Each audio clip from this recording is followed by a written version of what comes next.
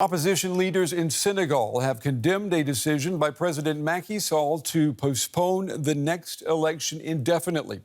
The government cut off the internet as clashes erupted in the capital, Dakar. Sall says a dispute between lawmakers and the judiciary over the list of candidates means that the vote has to be delayed. We want an election, go the chants in Senegal's capital, Dakar, as hundreds of people come out in protest. Nothing will stop us. That's our most basic right. It's a citizen's right. We have an appointment with the Senegalese people. This presidential candidate is arrested before she can even join party supporters. Security forces were seen arresting more protesters and using tear gas to disperse them. The clashes come a day after President Macky Sall postponed the upcoming presidential election to an indefinite date. Voters say it sets a worrying precedent as they march here calling Sall a dictator. It's not about whether the election will be postponed in the end or not. It's important for me to say no. If we don't, this regime will continue to push its agenda. Senegal has long been viewed as one of the most democratic nations in West Africa. But political tensions have been rising since earlier this year, when two candidates were disqualified from the presidential race. A country that was a champion of democracy. A country that had become a benchmark in Africa and the world. A country respected by all and everywhere. What has happened to bring us to this point? The government has also cut off internet access in some areas, disrupting public debate and adding to the resentment that people are already feeling. For more now, I'm joined by security consultant Kwesi Ani. Kwesi, it's good to have you with us. Let's start by, if you could, just tell us more about what is happening right now in Senegal.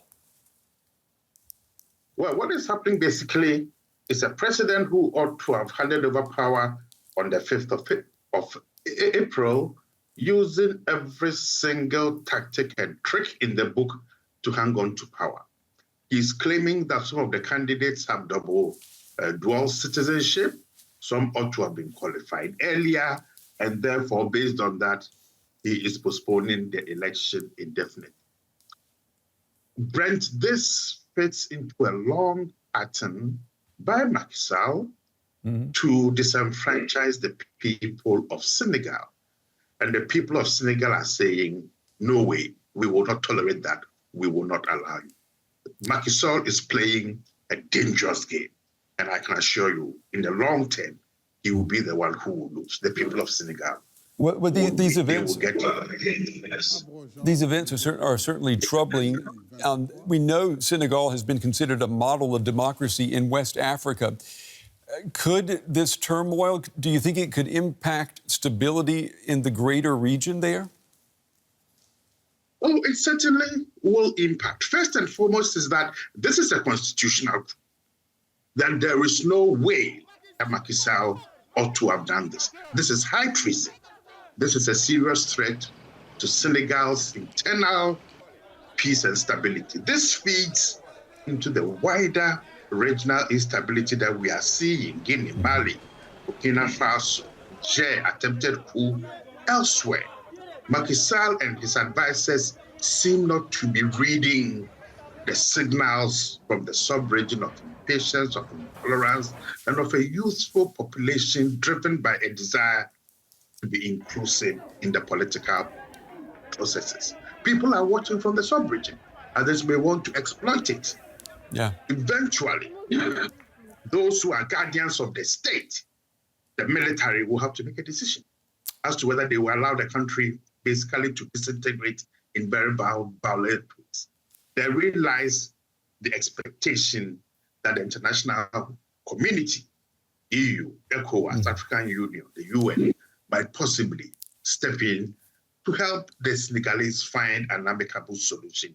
Do you think that's going to happen? Do you think we're going to see ECOWAS take action? I mean, brief us on that. I mean, where does ECOWAS stand right now? Well, ECOWAS has issued a very tame internally contradictory communique. I mean, a 3-paragraph communique in which paragraph 2 basically says, look, everyone should come together so that we can all resolve their problem. Paragraph 3 then praises the President Macky Sall for upholding his word. And I'm just wondering whether ECOWAS itself is reading this situation correctly. The African Union has come with an equally tame statement that the different parties should resolve the dispute and hold elections as soon as possible. This does not mean anything. When there's been a constitutional coup, a deliberate attempt by a certain president to manipulate the process consistently over the last 18 months or so, this is not a time for tame statements, because we've seen similar weaknesses and tame statements turn Mali, Burkina Faso, Niger into a new alliance. Senegal must be prevented from falling apart. If it does, then the enemy is called ECOWAS. Well, we will be following events carefully, as we know you will as well. Security consultant Kwesi Aning. Kwesi, we appreciate you taking the time to talk with us tonight. Thank you. Thank you very much. Well, Senegal has been seen as a model of democracy in the West. Oluwole Ojuale from the Institute of Security Studies in Senegal told me the turmoil there could affect stability in the region. This has a very significant implication for the region, considering what has happened in Mali, Burkina Faso, and Niger in the recent time. And this is about the most enduring democracy in West African region.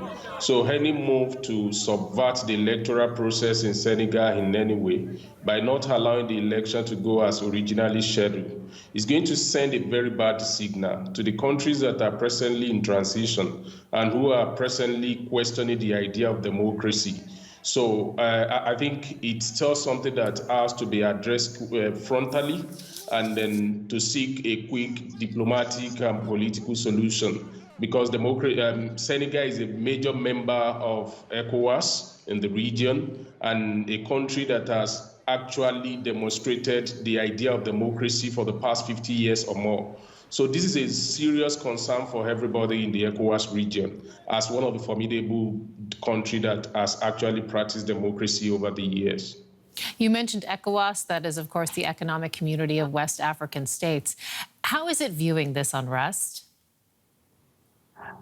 Yes, ECOWAS has issued a statement, which a lot of people have also questioned because they felt, I think the general public of ECOWAS citizens and observers are thinking ECOWAS should come out more strongly in condemning the political development in Senegal, particularly the shifting of the election date. But what I also think is that we need to identify the idea that each of the countries that are member states of ECOWAS are also sovereign countries. So there's a little to which those things can actually be condemned by the bureaucrat in ECOWAS in the real sense of it. But it has really been received by mixed feeling, particularly by people in the region. And people are only waiting for what the next few days is going to spare for democracy in Senegal. But the preponderance of the idea on the streets, the people that are protesting and the thinking of most citizens in the region is that the election should be allowed to go as actually scheduled. Thank you so much. Oluwole Ojuale from the Institute for Security Studies in Senegal's capital, Dakar. We appreciate it. Thank you.